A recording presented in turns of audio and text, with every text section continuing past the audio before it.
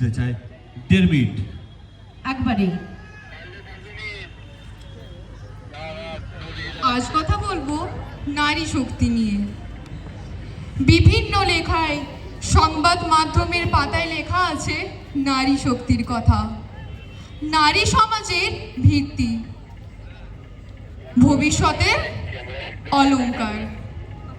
কিন্তু যখন প্রশ্ন ওঠে অধিকারের, তখন এই সমাজ বলে হাঁপিয়ে গেলে থামা যাবে না, কারণ তুমি নারী।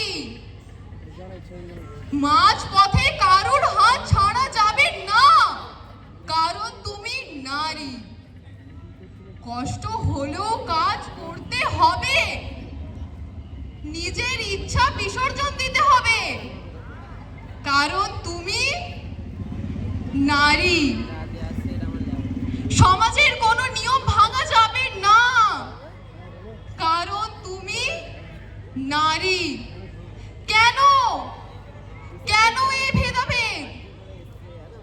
যার আলোয় আলোকিত এই সমাজ, যার আলোয় আলোকিত এই সমাজ, তার সৃজনশীলতা আমাদের সমৃদ্ধ করে, সেই নারী। তাদের অবস্থান কোথায়?